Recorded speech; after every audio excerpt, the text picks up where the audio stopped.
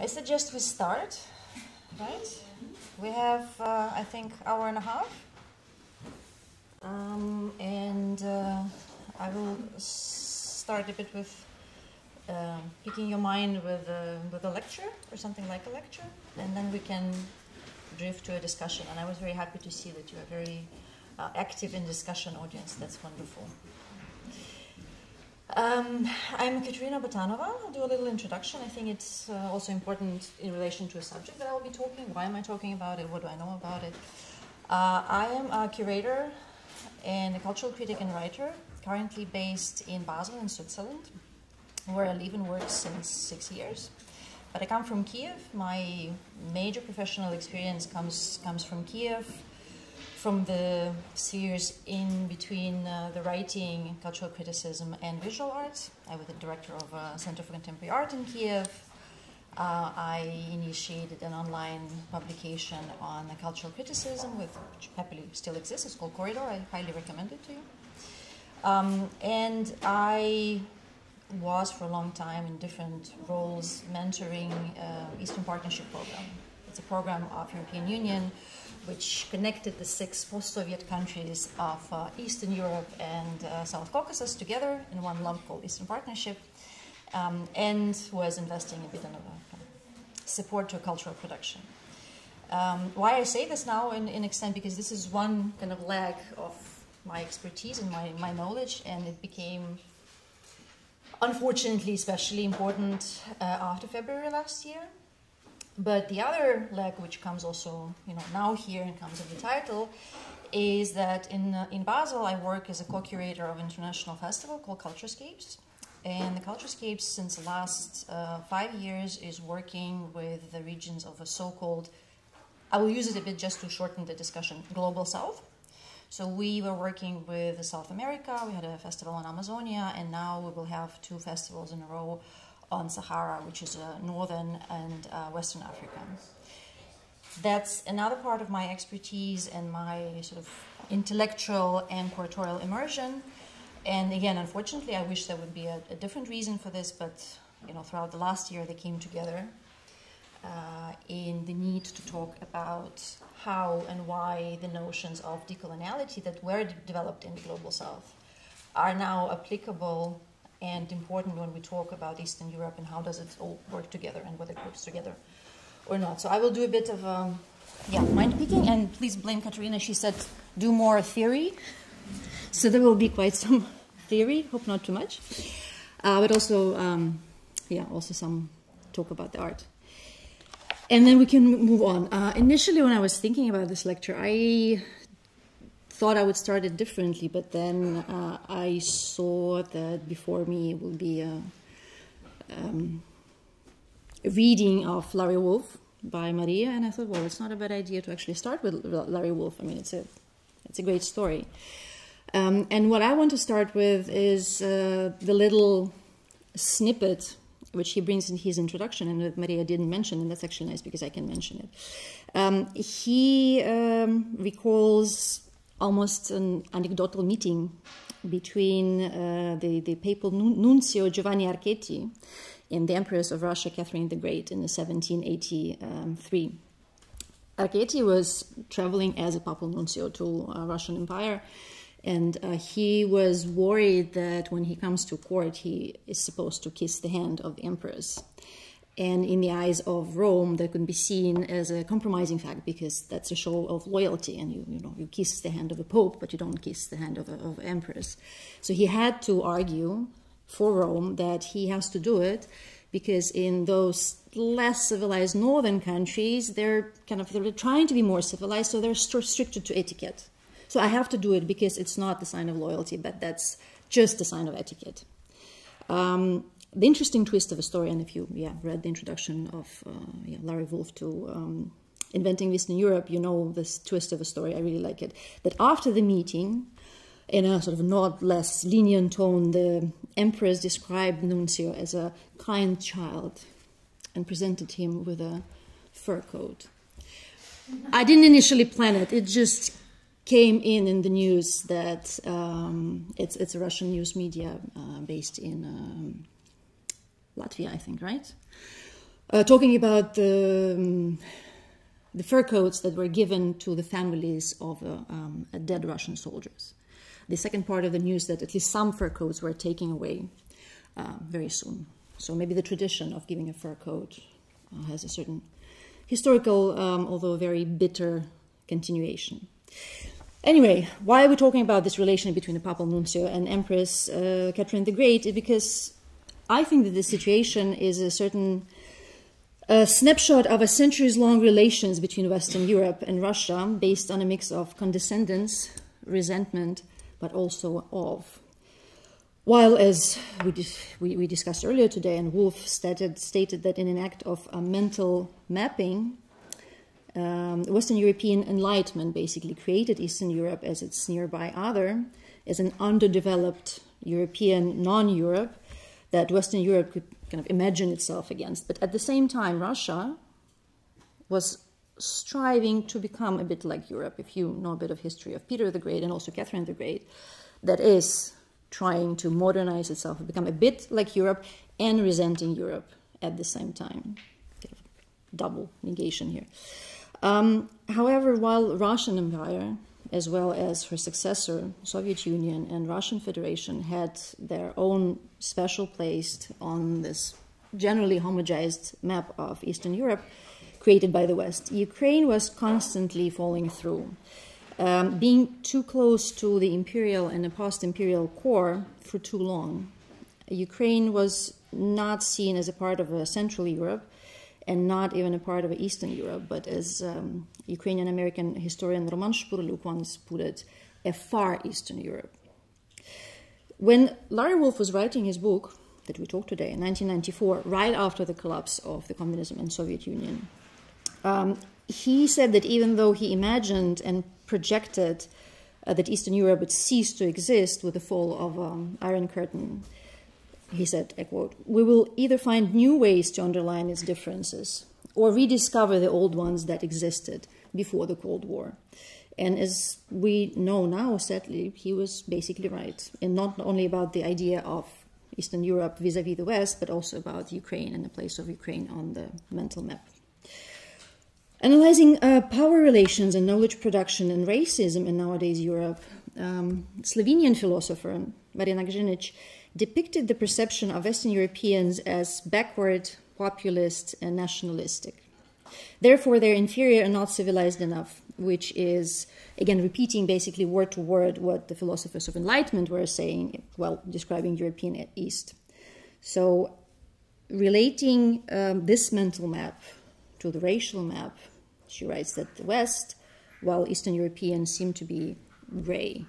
And also you talked a bit earlier about it, and maybe we can come back to this point of, you know, the scale of whiteness and the perception and definition between what is white and what is black, and what does it mean to fall into the gray zone. But even this grayness actually never went beyond the western borders of former Soviet Union.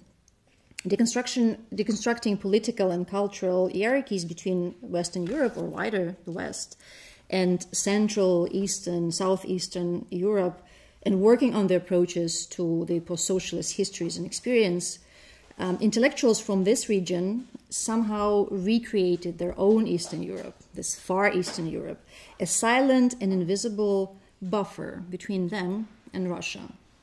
This allowed them to solidarize with the Russian, with the notion, with the idea of Russia based on the shared post-socialist experiences and the similar othering by the West.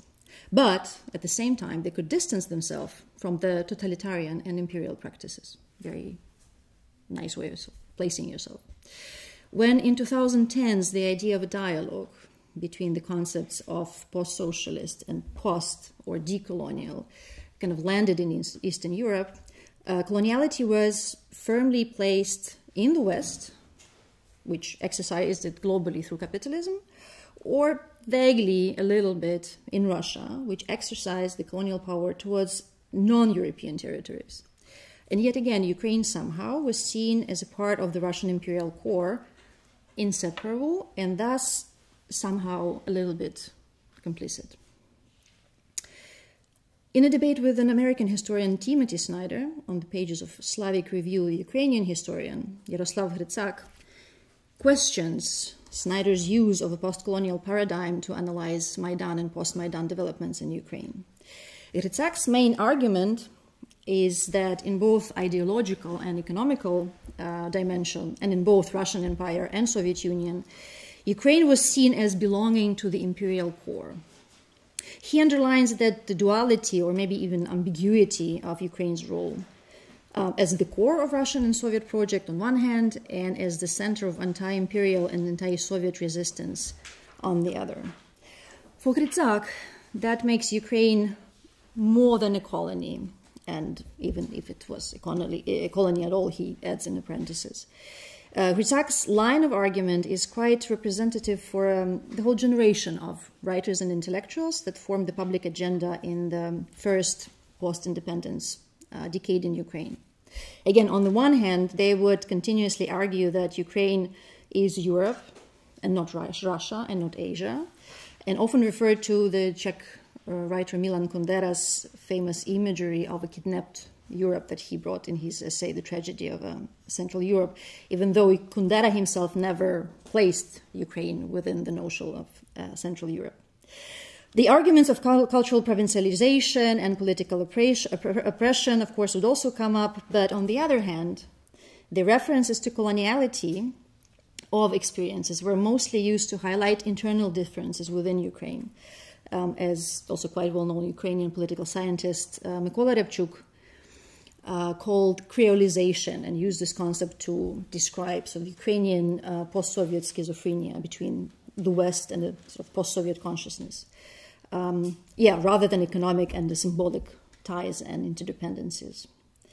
Being too close to the imperial core turned out to be a double-edged sword for Ukraine, allowing for grievances over the losses of the past, but also impairing the analysis of the present. As if in this double gray zone between Russia and the West, being more than a colony made Ukraine a little bit less gray and a little bit whiter, both politically and symbolically. But can there be an empire without colonial expansions and experiences? And should these experiences be similar in every way for different parts of the empire and for different empires all over the world? Looking at the imperial relations to the people and territories close to the imperial core, Norwegian historian Arne Westad provides a comparative analysis of the three empires, the Russian, the French, and the British, where he mentions colonialism was not similar in every aspect, of course, but very similar in character. What does it mean? He highlights the similarities between the roles Algeria placed for France, Ireland played for Britain, and Ukraine played for Russian Empire. In his view, incorporating these geographically closed but culturally very different territories in the imperial core was crucial to forming the imperial identity, which, on the other hand, did not exclude either exploitation or oppression of these people, nor, and I think that's very important to remember, appropriating and internalizing certain imperial traits by those people themselves. And language is one of them, but just one of them. This is the reason, Westad argues, why liberation processes in both Algeria and Ireland have been, and to a certain extent still are, so violent and so painful. And that's why, in his opinion, Ukraine will win this war. Being seen as a part of imperial core entails a double gaze and ties the metropole to more than a colony in a very intimate relations of a mutual signification. On the one hand, it's the power of the imperial gaze that defines the imperial core and that prescribes the roles and allows for feeling of belonging to a different imperial subjects. On the other, there is an illusion of power by proxy on the side of those who do not possess a real choice, or that of being classified, defined, and imagined by a power center. By accepting their roles as an inseparable parts of imperial core, these imperial subjects allow the metropole to imagine itself in a way not much different than how Larry Wolff described the imagining of Western Europe. Those more than colonies, they're not faraway barbarians. They don't need to be completely subjugated and civilized. They're somewhere close. I mean, the Orient is, far away. The Americas is far away. But the European East, and in this case, this more of a colony, is already somewhere on the scale of, civilization, of a development, but just very far on that scale. And basically, this is this essential other which allows the empire and imperial identity to be forged and put together. A Franco-Algerian philosopher, Selua Lustabulbina, writes, and she writes naturally in French, talking about language, about the shared colonial situation elsewhere in the world.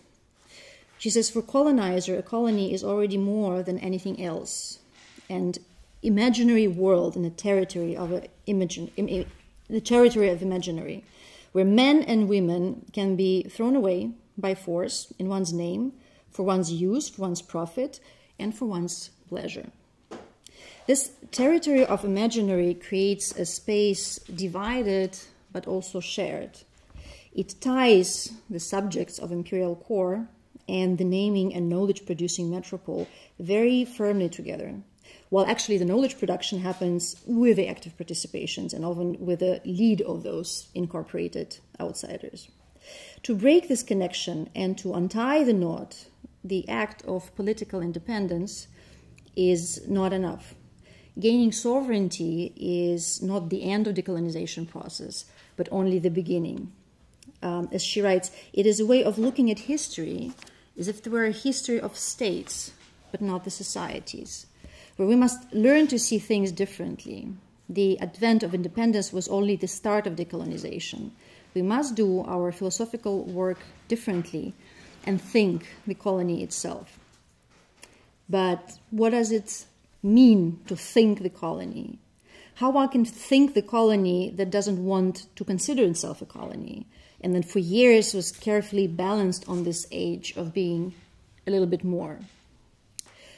Why this perception so radically changed with the full-scale invasion in February of last year, when, as Ukrainian literary scholar Tamara Hundarova recently said, decolonization, which was previously not known to majority of Ukrainian people, became one of the main concepts.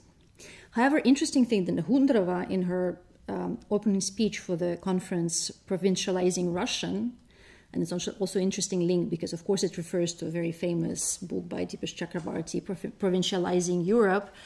But the twist with the conference and with the Hundarova speech is that it's provincializing Russian as a language. And the main focus is rather on language than the overall idea of kind of decentering Russia.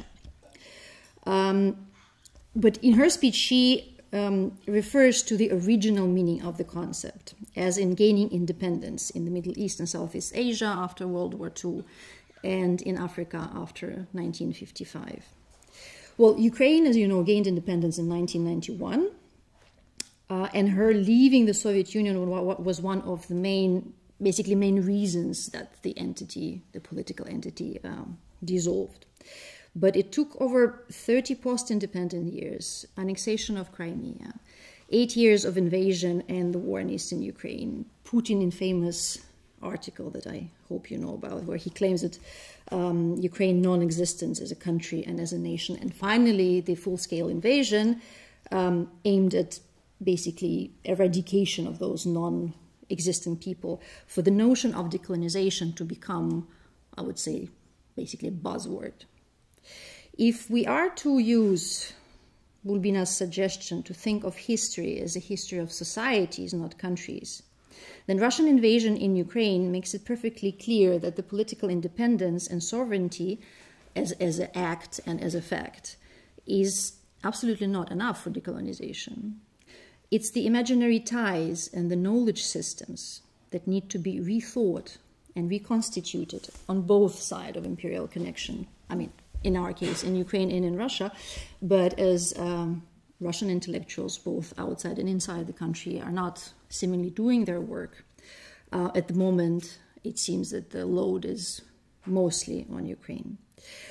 Moreover, Russia is not the only knowledge-producing power center that Ukraine is fighting with today.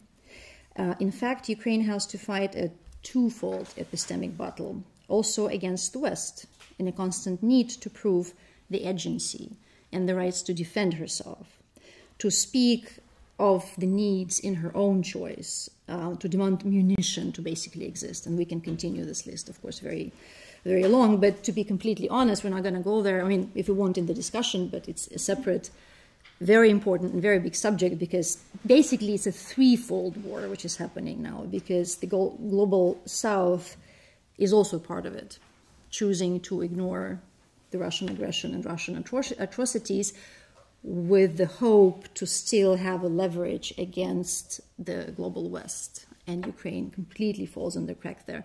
And again, we can talk about it more if you want later, but the case with the Syrian and Afghani and Iraqi refugees being stuck and sort of dealt the way they were dealt with on Polish-Belarusian border is also part of that war, because that plays into the global South vision that Ukrainians are being dealt with the way they're being dealt with because they're white and because they're European.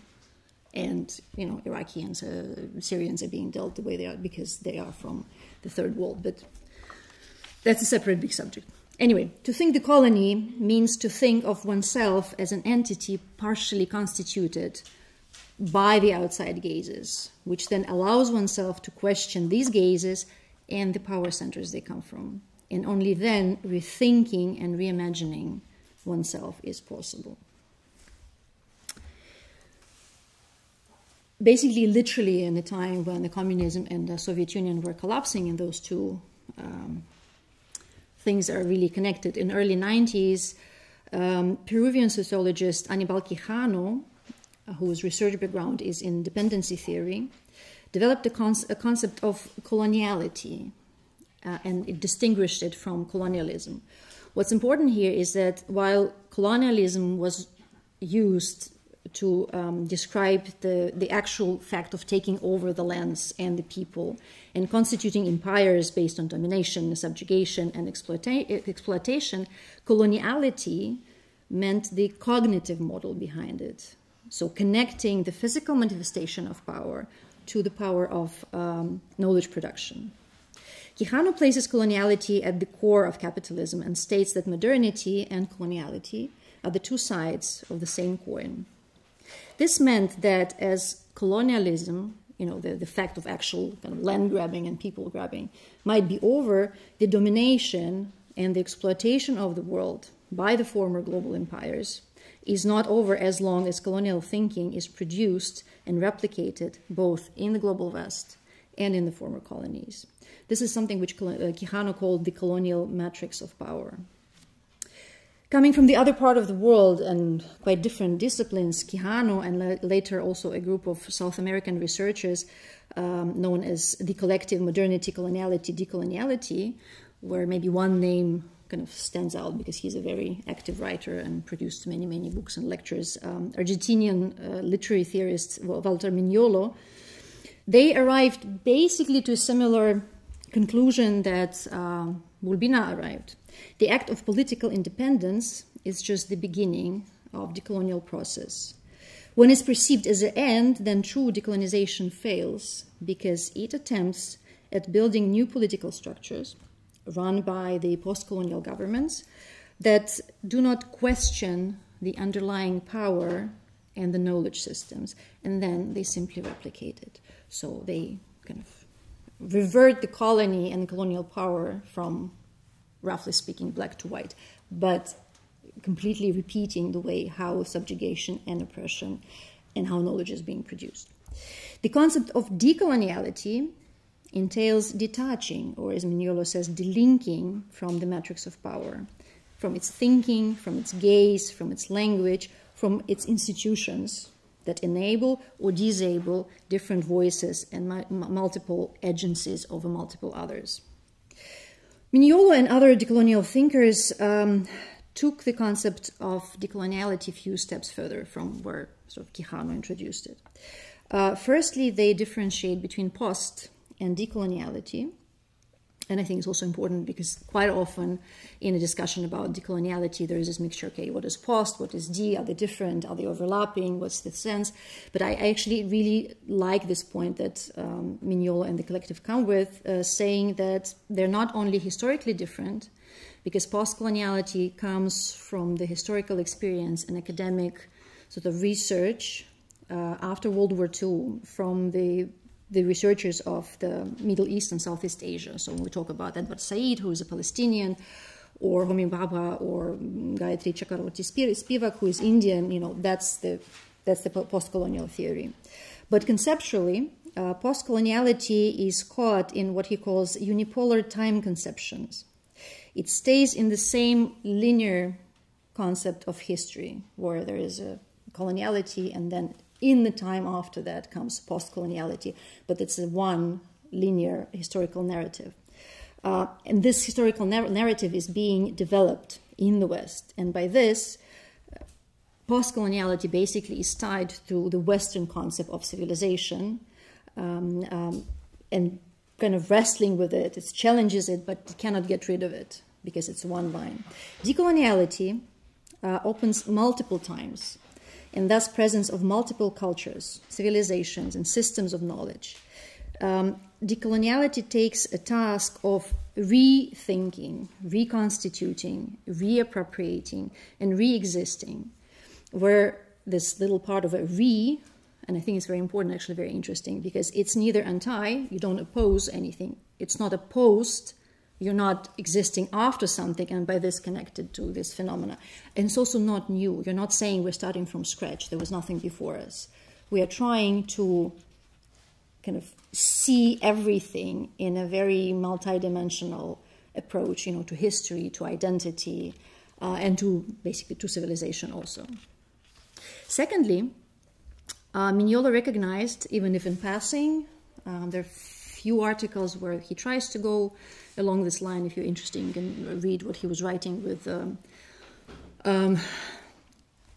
Russian researcher of the Central Asian origin. It's also important, Madina Tlostanova. But anyway, they are writing that the imperial design is not only that of capitalism, but also of communism in its kind of Soviet version. And the last, and what's most important kind of for us here in this lecture, and I think it's very important when we talk about the decoloniality and its reference to, you know, other parts of the world than, let's say, South America, he insisted on the fact that the knowledge cannot be detached, it cannot be disembodied, it's not universally centered, that there is no zero-point epistemology. It's a term coming from the Colombian philosopher Santiago Castro Gomez. Mignolo delinks the human perception from a dislocated, pure notion of self, as, you know, as Descartes said it, I think, therefore I am. And I am this abstract sort of notion of a human subjectivity, which is not located anywhere. It's just being. So basically, he contradicts the foundation of Western philosophy, which is Descartes. And Mignolo is saying that I am where I do, and I think. So my thinking always comes from a context of an experience, of a certain geographical locality, of a culture, of many different aspects that form me the way I am the moment I open my mouth and start speaking. I never speak out of an empty space, because empty space is the Western idea of, you know, any knowledge is, it's neutral, it's subjective, because it's detached from whatever's happening around. So if there is a notion about the epistemic violence, which was created by Gayatri Chakravarti Spivak, so epistemic violence is an act of those in power to deconstruct the identities of others, to desubjectify people, sorry, my language, to deprive the others their agency. Then here with this switch of Mignolo's thinking comes an act of epistemic disobedience, where the former others collect and substantiate their historical, racial, corporal, gender, and all other possible experiences in certain localized rooted and embodied act of self-assertion. In the wake of the Russian full-scale invasion in February last year, both decolonization and decoloniality quite suddenly became the main concepts to be used while talking about the Ukrainian experiences of the war. And at first, they were used rather intuitively, without reference to the origins, to intellectual history, and they rather served the purpose of separating or delinking oneself from this raging imperial lunacy, from the unleashed violence of the war and the current country that started it. Basically, I think it was a very literal act of reclaiming agency against the empire that justified its invasion in a Soviet country by declaring of non-existence of country and the people. However, very soon, it became painfully clear that this agency and the voice need to be reclaimed not only in the face of the actual kind of a physical aggressor, but also in the face of this collective global West that was insistently denying Ukraine the choice to fight back and not to surrender, the refusal of the forced dialogue and compulsive reconciliation with basically with the murderers, the defense of the people and their homes, and not just barren, abstract, and detached territories. If I were to visualize this dual struggle with two sides and this communication abyss which is created there, I would juxtapose those two images, which probably some of you know, maybe the first one definitely and the second one possibly. So one is very infamous picture of the bomb theater in Mariupol with the word deity, children, written in front of it. The attempt of a communication saying, if we say that there are children, you will not bomb us because there are children. And the act, which is, it failed here and it's repeatedly failing because the war is going on and it's almost a year. And another one, it's the work by Ukrainian artist, I will talk more about him, Nikita Kadan. It was created quite early. It was created in March, basically in the beginning of the war. And it's probably one of his most famous pieces this year. It literally traveled the world. It was everywhere. And on this very murky background in big capital letters, Kadan is writing, "We are the price." And that's the message to the other side. We can talk about the demilitarization and not supplying weapons, but you have to know, the moment you don't make that decision, we, as a certain collective body of people, we become a price. In a bitter twist of history, the words of the Cameroonian philosopher Chilembembe, that he used to describe relations of the Western metropoles with their Asian and African colonies, became true again. European humanism, he said, manifested itself in the colonies as a duplicity, as a double talk, and the travesty of reality.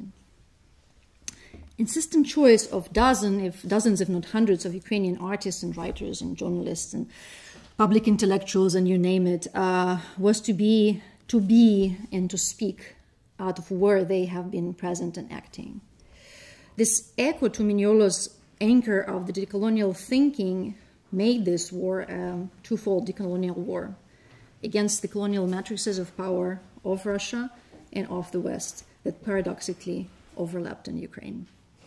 The daily manifestation of the radical locality through showing, noting, collecting, and expressing care and attachment to the land and all the different meaning of the word land, from my piece of land, which means somewhere where my home stands, where my people are, my family, my friends live and actually want to live, to the meaning of land as my country, which is a collective home and certain collective experience of solidarity and support. So this manifestation, attachment to the land and the people, became one of the key characteristic of artistic practices in Ukraine by artists who both stayed in the country and who were forced to become refugees. This care and attachment were the gestures of epistemic disobedience that defied both the imposed roles of voiceless victims and the detached and allegedly objective knowledge of the Western hubris of a 0 point. The knowledge was localized. It was embodied. It was grown on pain, on loss, on grief, on fear, on hatred, as well as on love and support and generosity and selflessness and faith. And faith not necessarily in the religious sense, although of course in religion also very much, but rather as a certain irrational or beyond the rational, absolutely firm belief in victory that will come, that will restore peace and bring back a normal, even if very much different life. Artists became a daily chronologist of the wartime experiences. They were witnesses and gatherers of the evidence of both lives and deaths. They assumed and accepted an insider position as the only possible one in this situation. Again, as artist Nikita Kadan wrote closer to the end of last year, "I have no use for words that do not save lives. For now, I prefer to stick with my own experience, with collecting knowledge about the crimes that are being committed before my own eyes." In his series of drawings, A Shadow on the Earth, which he started also in mid-March, right at the beginning of invasion, and he was doing it in the basement of a gallery in Kiev that became a bomb shelter at that time. He repeatedly drew black plowed soil with a shadow of a human figure, of a human body, sort of projected on it. His drawings come from the very overabundant imagery of the Ukrainian landscape that are colloquially known as a fertile soils, chornozemy, which is kind of a paradox in itself because, of course, it has a very deeply intense colonial connotation wrapped in it. So there is this landscape shattered with missiles and cut with trenches and covered with corpses of invaders and with mass graves and mass burials. But strikingly, his black and white works are seemingly peaceful. There is a soil which is very evenly plowed, and nothing basically reminds of what might have happened here. Just a human shadow. But a human shadow is something which, unlike other remnants of the war, the soil or the land cannot absorb and cannot hide. Nikita said, "A shadow marks the places and times where and when, for the umpteenth time, the human life ceases to be the ultimate value." Kadan's work admittedly refers to the idea of poisoned landscapes. It's a notion and an image developed by the Austrian writer Martin Pollack in his eponymous book, The Poisoned Landscapes, or Kontaminierte Landschaften. Pollack writes about the places of mass murders and burials of the World War II that in time were grown by the fields and the forests and the gardens. Unmarked and seemingly peaceful landscapes stay poisoned with its hidden and unspoken but not forgotten memories. This reference to Pollack's poisoned landscapes and the connection between the violence of wars and memories and land and food and people come together in a recent exhibition where these works of Nikita Kadan are also presented. It's called Heart of Earth, and it's still happening in the Kiev cultural complex, Mstetsky Arsenal, Art Arsenal. The name of the exhibition draws on the name of one of the key Soviet-Ukrainian silent movies, Earth by Alexander Dovzhenko. And it researches the relations in the triangle of land, food, and people. And also, I mean, for those of you who know and who don't know, the notion of the soil, land, and earth in Ukrainian can be signified with one word. So it's a bit of also a trick of the separation between the soil, land, and earth, but the curator chose the title and the usage of the word earth throughout the exhibition. Let's stick to that at the moment. So food, like other resources that come from earth, can be weaponized in the war, say curators. The Russian blockade of the Ukrainian ports and the looming global food crisis demonstrated that quite vividly. But unlike other resources, like oil and gas, that also can and are being weaponized, the food itself appears only through a connection between a people and this land earth. So it's precisely this connection and how the meaning and the significance change through the course of the war that become the focus of this exhibition. The curators say, the earth is a terrain, it's a certain land and soil from which plants grow and which cavities are full of water. It's a measure of prosperity and possessions, as well as a word to refer to a homeland, something native, a burial place, a significant cultural phenomenon.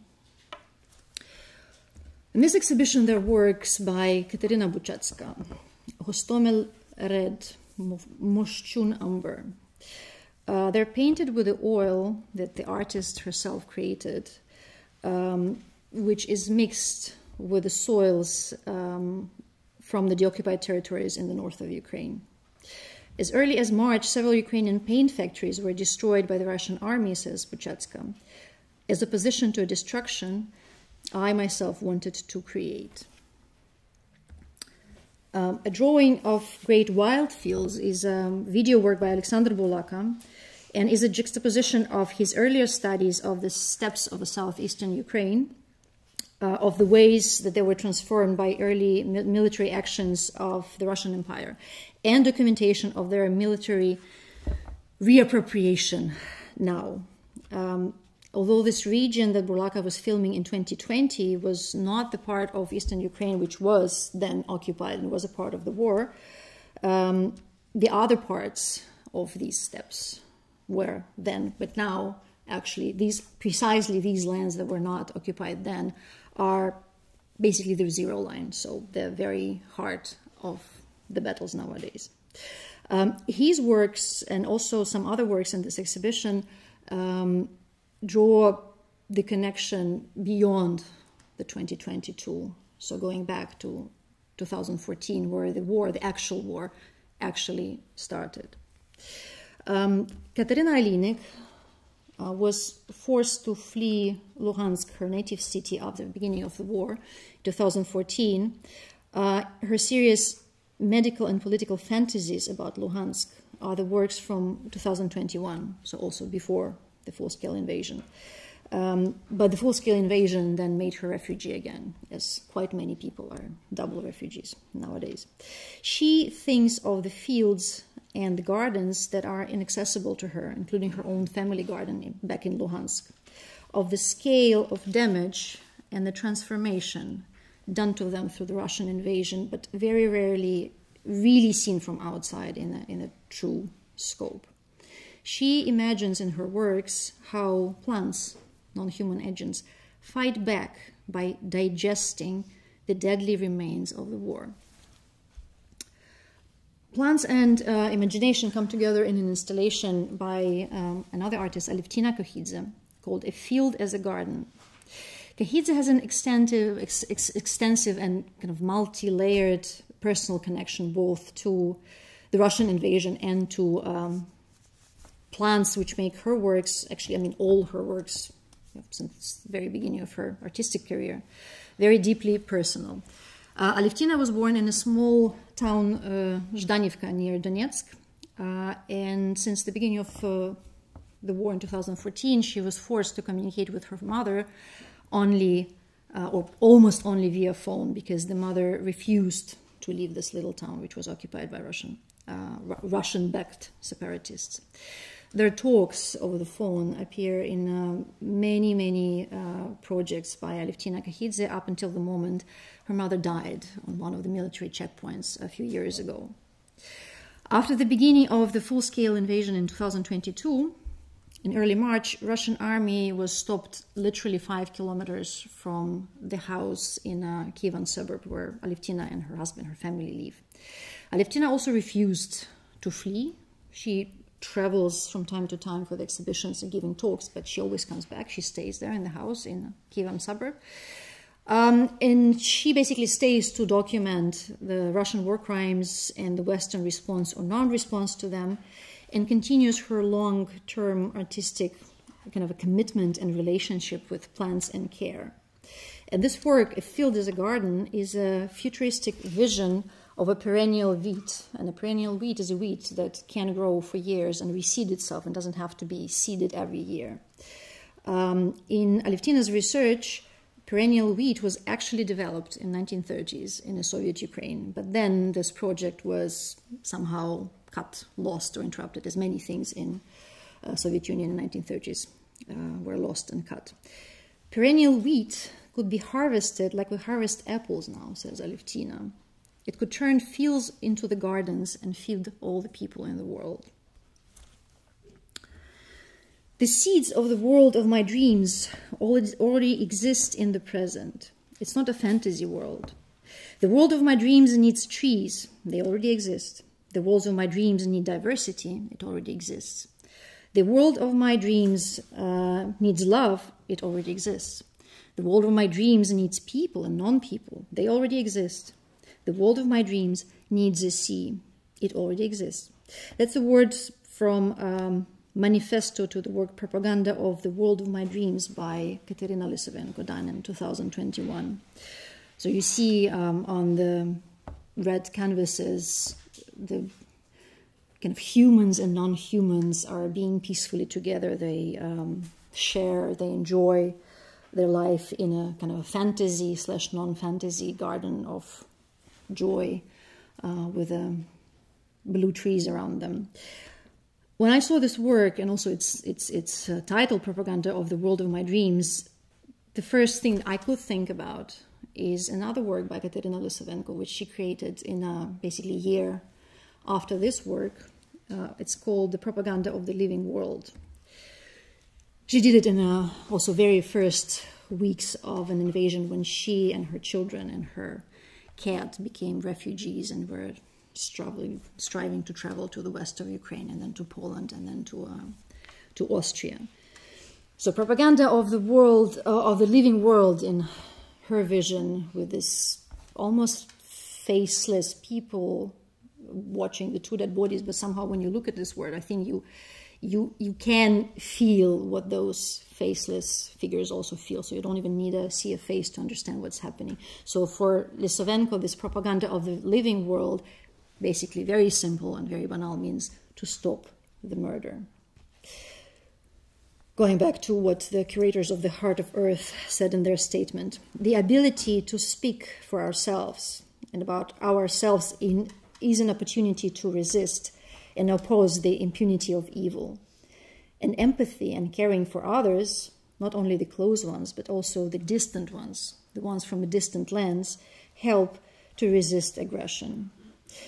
So I think the ability to speak for themselves out of where they are, what they think, how they live, how they love, and how they care, is one of the main manifestations of the emancipation and decoloniality in Ukraine in general and in Ukrainian art today.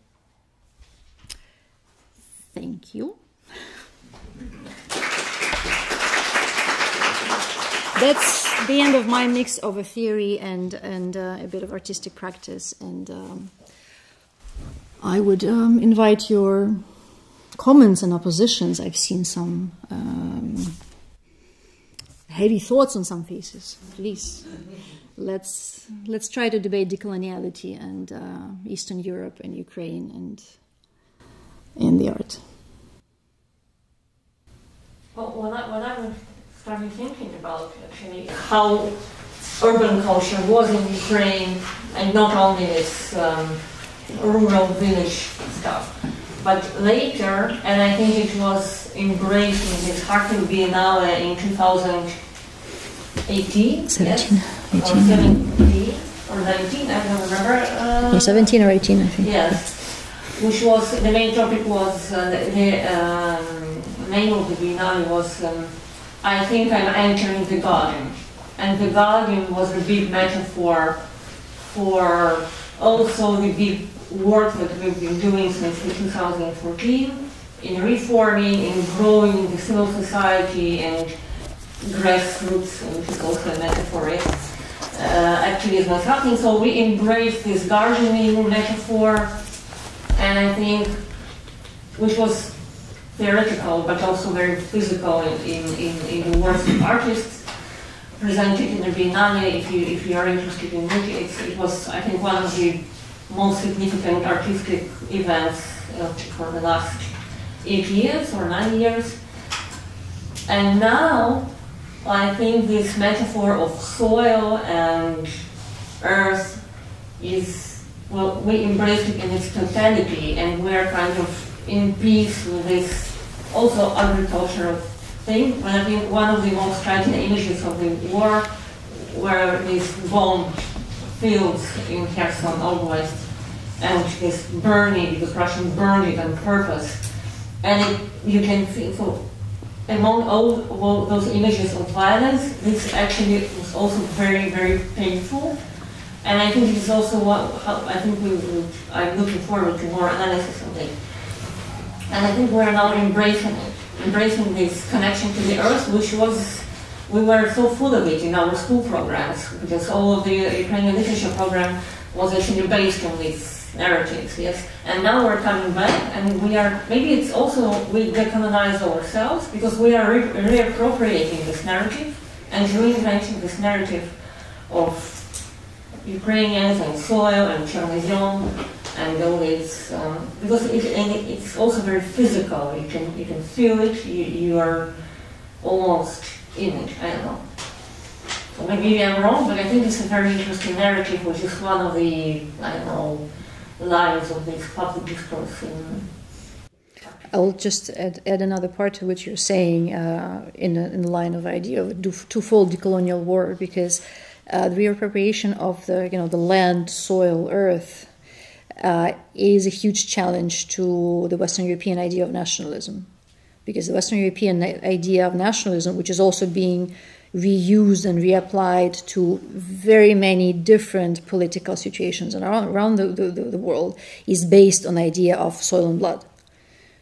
So seeing the soil, which is something different, not necessarily connected to blood and to nationalism, but to care and to solidarity, which is also different approach to imagining the community, because the society is a community of communities, right? And then sort of the country, which comes on when the society is there and can be kind of separated, but society stays there.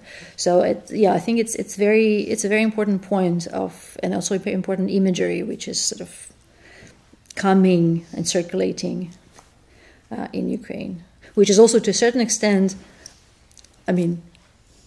only to a certain extent, but as in this quote from Arne Westad, when I was telling you, that you don't need to compare the situations in their totality, because they're never totally comparable, but you can compare the situation by kind of the core character, and maybe you can take something important out of it. So this idea of a care and connection to the land and the soil, this is something very important to other decolonial situations, because this is the kind of the key imagery for any indigenous community. Basically, all indigenous communities around the world are defining themselves through a connection to a certain locality. Because if you go, in their case, again, this is not a Ukrainian case, but this vision of us as people, as a community connected to this locality, because if we're taking from that locality, we stop being what we are, and this locality stops existing. We are, in a way, inseparable. Which is very much opposes the Western modern vision of the absolute mobility of people and absolute sort of dispossession, let's say, right? This land and this place doesn't possess me. It makes me free, and I can move, and I'm kind of a citizen of the world. And this notion kind of loops itself back together to the idea that, well, maybe this connection, this rootedness, can have a different meaning. Maybe about this conversation about earth and soil, that I think that there is one more angle which is not discovered, not represented enough right now in art. In European art, it's about these hidden treasures of the skips, for example, which is stolen, or like another non-discovered treasures which still are, but was hidden before the full-scale invasion in Ukraine, like south part of Ukraine, which now we don't know what is where these treasures are now, because there was before there was no possibility to discover it enough, and for now some of the artifacts stolen from museums, of course, but also something stolen and from the earth, and is still the land is changing because of the war, the landscape in the process of transformation, and it's even will be hard to know what actually were stolen. It is, and it will be very hard to know what is stolen. That's why it's also so hard to speak about this in art, because it's like some really blurred question, and it's maybe hard to reflect. Oh, some things we do know. I mean, there are some registry we know for sure what was kind of stolen and taken kind of out of the country, which also, again, paradoxically enough, brings Ukraine to the global agenda of talks on restitution. We would not think, although it was also applicable, in Ukrainian case before the beginning of full-scale invasion, also because of a Soviet history and what happened with the cultural heritage, but especially now, the notion of restitution and the debates on restitution that are happening between, Europe and the other parts of the world. Let's put it this way. Again, not in a similar way, but the idea of restitution and the dealing with restitution and the attitudes, what it means to hold a certain artifact in a certain museum, and can that be detached, and what does it mean that a community owning this cultural artifact? I think this whole debate will at a certain moment also land in Ukraine, but yeah, depending on what happens with the war, because the debate on restitution cannot happen only, in Ukraine or in Europe. It also has to happen in Russia. But that's a big question. But yeah, please. I wanted to talk about the land, because I see how many Ukrainians now suffer from being detached from the land, like speaking about those roots. But when you were talking about decolonization, you emphasized the fact that it's detaching, standing separately from someone who's the core. So I'm thinking here not about the physical land, because some people who physically stay in Ukraine, they feel still attached to this empire, and they still see Russia as this very big country who needs to come, and they still imagine that on the territory of Ukraine there could be Russia. These people are in the minority, but it's just an interesting thing about decolonization. It's not about the physical borders of the country sometimes, but also about something about this mental detachment and finding who you are answering. Because if this is the land, and if the international law and the border and everything, there can be another country there. So if you choose another country mentally, you move, it's globalization, you can choose any place in the world. So I think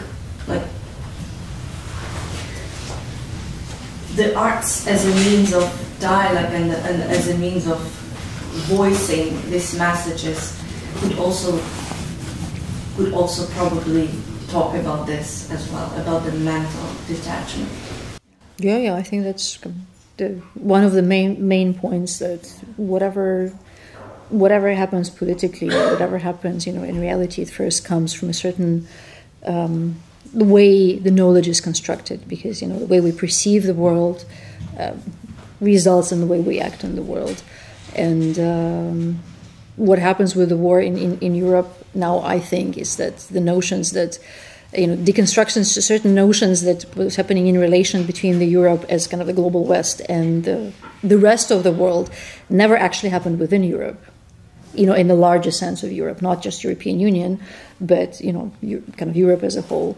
And what happens now is this need to start asking those questions, also of decoloniality. How is it applicable on the European kind of a continent physically, in a physical proximity, not somewhere overseas, but just here next door? It becomes more and more urgent, which again doesn't mean that we have a solution and we just we take the concept and we apply it, but it brings the need of kind of start thinking about it, start questioning the basis of the knowledge of what Europe is, basically, what European Union is, value-wise, what is it standing, or as a certain entity, as a certain, again, the community of communities. And that's I think that's a huge, very long process. But coming back to, But if you want to... I actually wanted to ask the question, but maybe you bring it out now. Yeah, I was thinking like about two things, or like what people, I really find this discussion about soil and land super exciting, because I remember like one of the works that you showed, Kateryna, of Kateryna and then this roots. And I remember like that in one of the diaries just after the beginning of the full-scale invasion, like she wrote kind of commentaries to this, and also to this moment when actually the area where she used to live, it was occupied before, like already in 2014, and then she was super young and living with her family back then. And then she said that actually whenever their area was occupied and was completely, constantly bombed, and what they did all the time, they were working in their garden. And then she said it was the only area where they felt control over. It was like the only area in their place that was not controlled by someone else.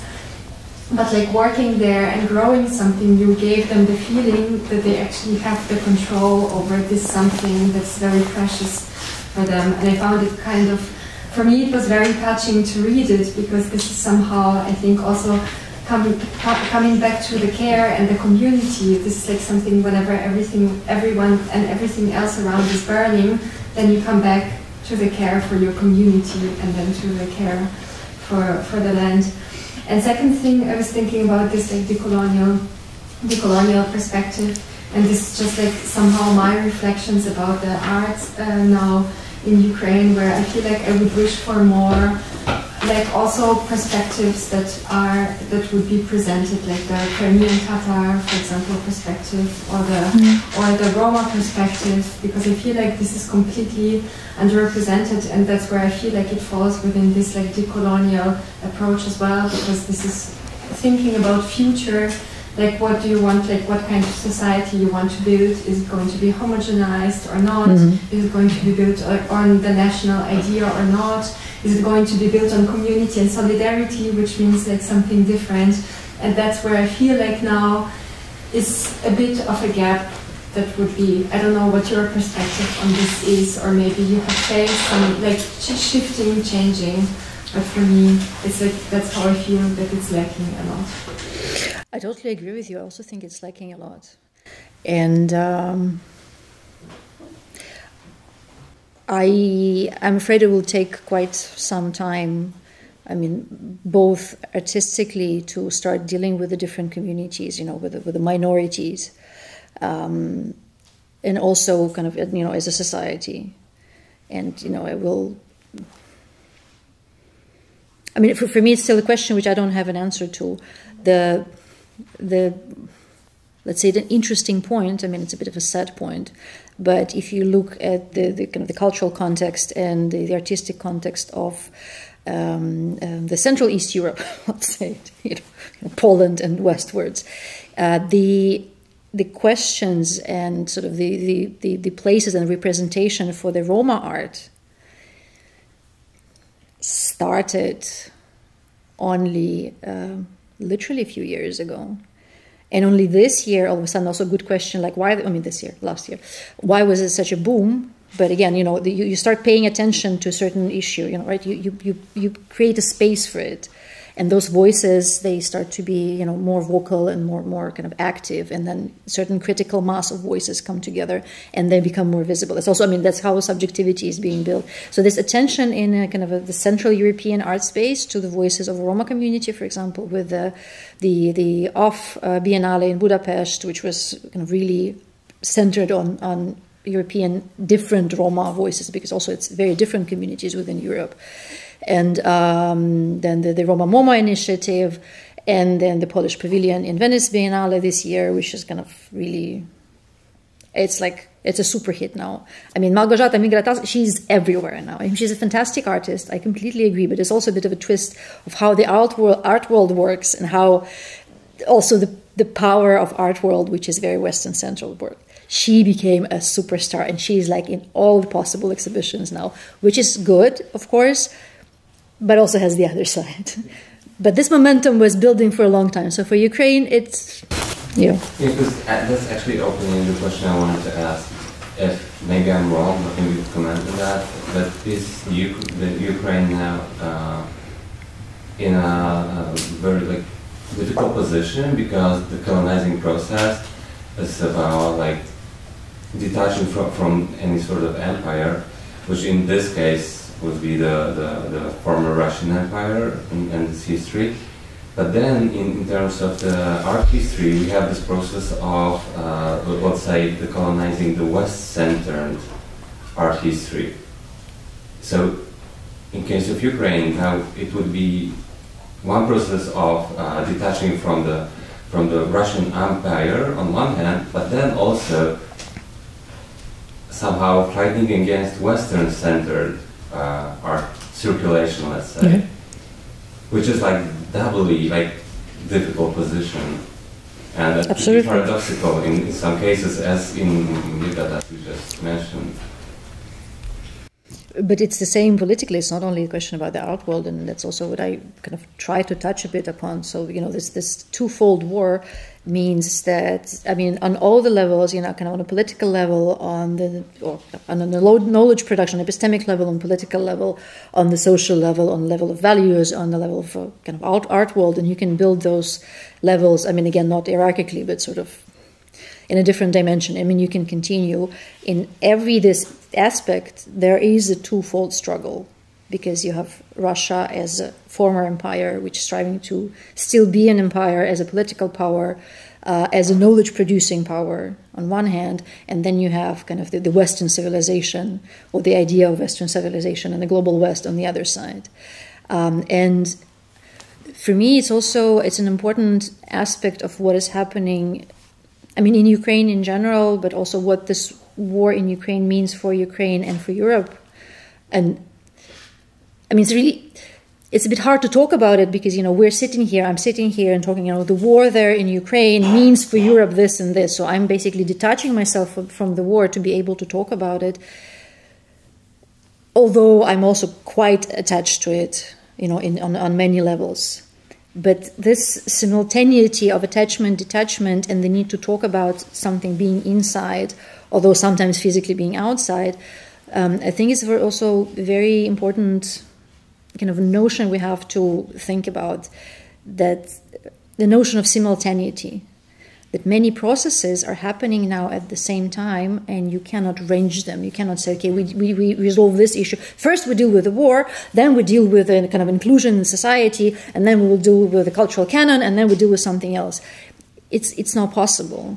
Basically, all those challenges have to be faced at the same time, but not only in Ukraine. I mean, it's also the same in the West. You cannot say, okay, first we deal with restitution with our former colonies, because, this is our Western, there's a guilt attached. And those in Eastern Europe, they can deal with themselves, and, we can maybe send some tanks, but they will deal with, and then maybe when we resolve this issue, we'll turn our, gaze. This is, the history is changing very much, and it's changing now kind of as we sit and we speak. And I guess it's also the connection to the, the notions of care. So if we start looking about the care is also very inclusive, because if you care about, only here today, and here something dies, you'll have to live with this fact. So care, in a way, also is simultaneous. You have to embrace so many questions and so many issues and try to deal with them at the same time. Which also breaks the idea of linearity, and also hierarchy. You cannot kind of range the issues and put them on the list and then start sort of ticking out the list. I guess it's a very different, really, approach to living things. Which also will come back to, to Europe itself, because, the art canon, or the system of values that Europe is standing on, is kind of shaking now majorly from all possible sides. So it has to start be shaking from inside, hopefully, maybe. Katya, how much time do we have left? Just that I... We can make some conclusion. Because I wanted to ask the question, but it can be a big question, but maybe it can be a short question, and you just try to give your few impression. Because, what I was trying to talk about today is how the notion of decoloniality, which appeared somewhere else, on the globe, how it can, and I think should be, rethought, right, and reappropriated, but still used in Europe. When you were listening to me, and when you think about it, when you ask yourself, okay, how does the idea of decoloniality land in Eastern Europe? What is your take on it? How does it work for you? Is it possible? Is it not possible? Is it applicable? Is it not applicable? Is it kind of outrageous? What I found interesting, so like I studying Eastern European studies, and we were talking also about decolonialization processes.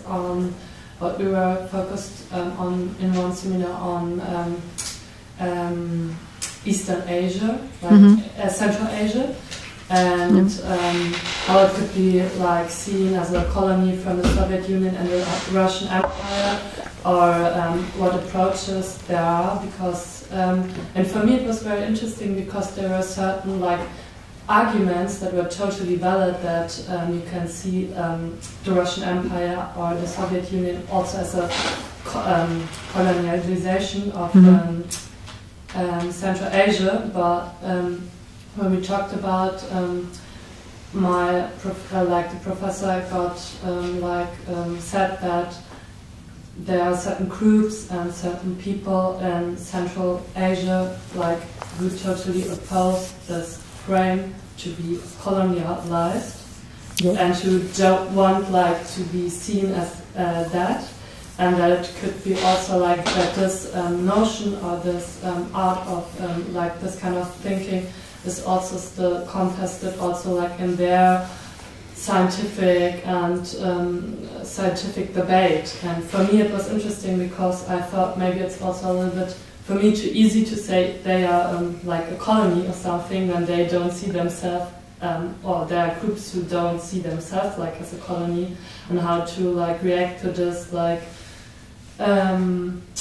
complexity, because for me yes, for me this is interesting.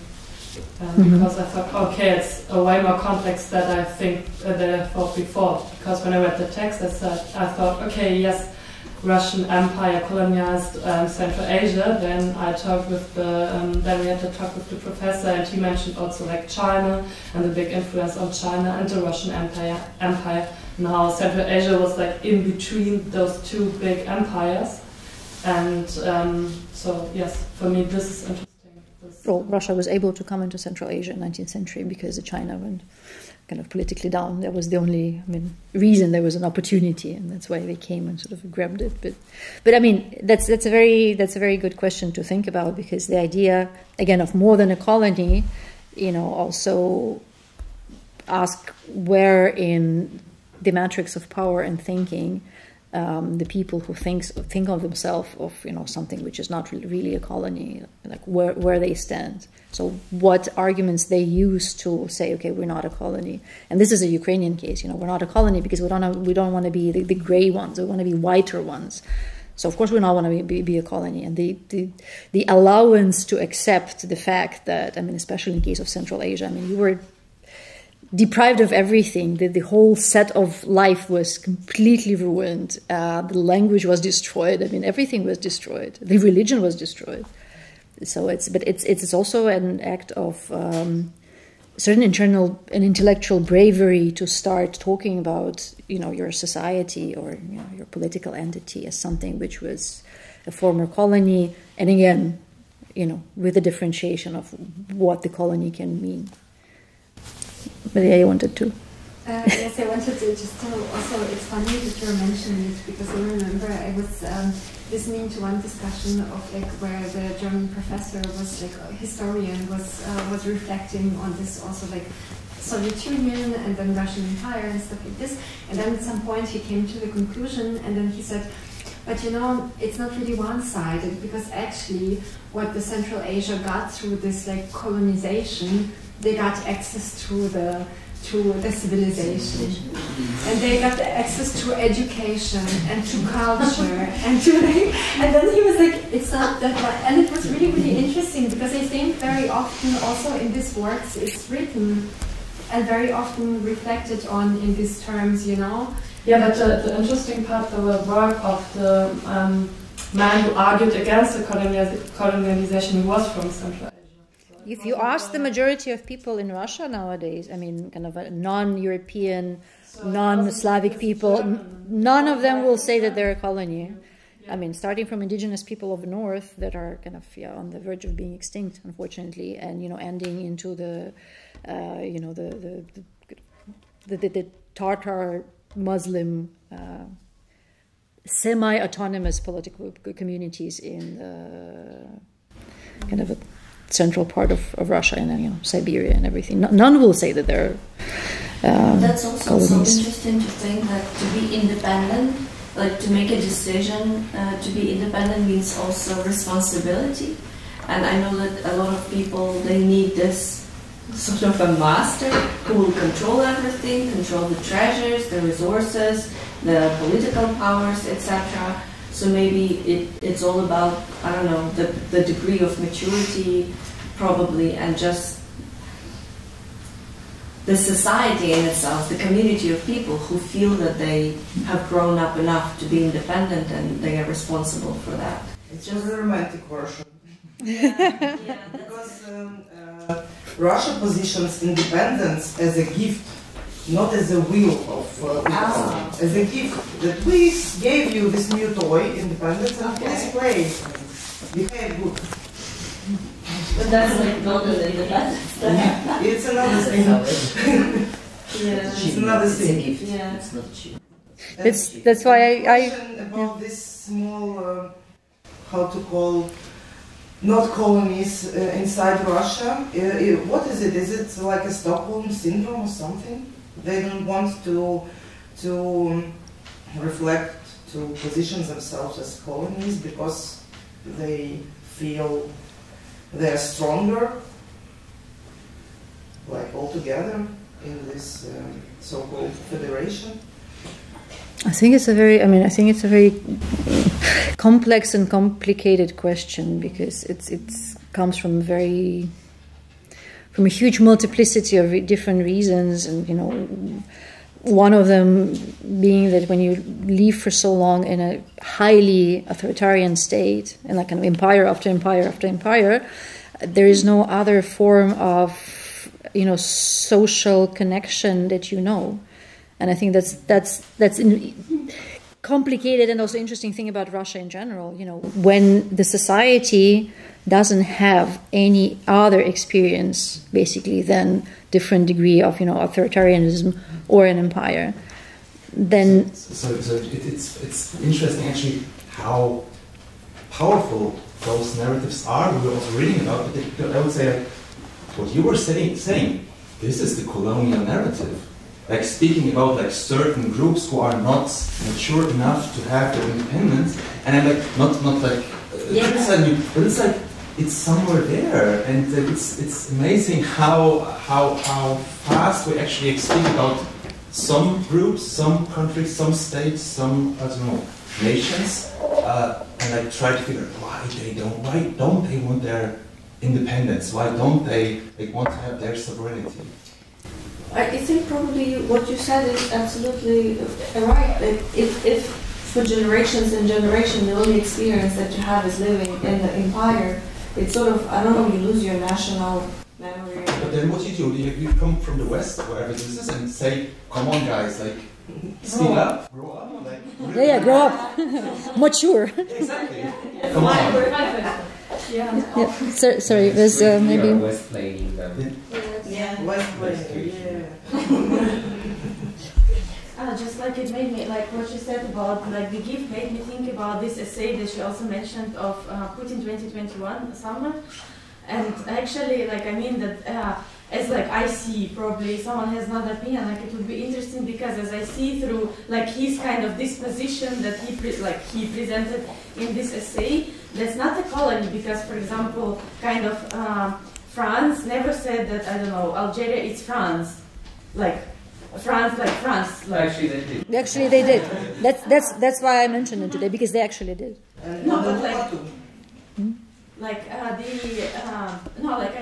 the colony. Anyway, there is like they are not like French people. Like it's not the same. like, I mean, that anyway it was obvious, like, okay. No, it's not. No, it's not. It wasn't obvious.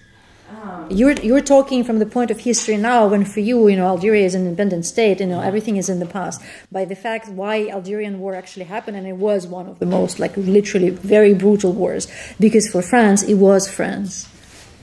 Yes, like it was France. We have to. But, like, anyway, they are not the same, like, people, because otherwise they wouldn't be fighting. I mean that, like, yes, they made the possession the same for British, but I mean that they never considered the same one nation. They also like divided. They did. We are civilized, they are uncivilized. Probably like uncivilized French. I think I get your point, but it's like bad example, because actually Algeria was considered part of France. Now, yeah, like now it is for some people. As a colony, yes, like, but I mean that anyway. They not as a colony. For them, it was like France, literally. Okay. Really, they were like the goal. Maybe you take another example, but I mean, what are you trying? Okay, like, what's the? That for Russia and for this point of view, like we are Russians. Like there is no like Ukrainian. Like it means that like it just was created, like artificially created, and there is no difference. Just the difference is the idea that is in our heads that we kind of think that we're Ukrainians, but that's all created and these are constructed. And that's why they yes, and that's like exactly that. Like I cannot think about like Ukraine and like colony because the like through this kind of narrative, like there is no colony. This is the same people that kind of historically were divided, and it's not a gift. That's a tragedy of life that one nation was divided and given another name. And also, like, if you think, like, Ukrainians will think probably, I don't know, in Polish probably it would sound the same, but how it's, like, the wording that it's used, like, how they interpret Ukraine, like, Ukraina, like, how they say that, like, that's just the furthest part of Russia, like, of that land, like, how it is, like, perceived, that kind of, there is no like difference, just the idea. Like that's how I see it, and like for me, it's hard to think about Ukraine and like colony. Sometimes, even if it's hard, that's important to do. And maybe I'll try to end on a positive note that many things that we deal with are actually imagined. The identities are imagined. The nation is an imaginary thing. It doesn't mean it's bad. It actually means that we have to be aware that many things we deal with, they come from literally from our thinking. But the positive note that I wanted to kind of end is that I do believe in the imaginary potential of artists and, let's put it generally, thinkers. So the people whose basically job is to imagine and to create, because this utopian dimension of culture, that we all, as researchers, as writers and intellectuals and artists, that we constitute this utopian potential of culture. It is very much up to us to start talking, to start thinking, to start kind of applying the ideas that to other people might seem completely, strange and crazy, but that's how the change starts. Change always starts from a certain imagination and certain vision. As long as we try to imagine sort of a better society and a kind of a more peaceful, more caring, more horizontal society, I would say. So, with a belief in art and artists and the people who have a capacity to think, let's wrap this session, and then I will, pass the after lunch lantern to Ksenia, and I think we'll talk much more about the arts. Much more about the art. That will be cool. Thank you.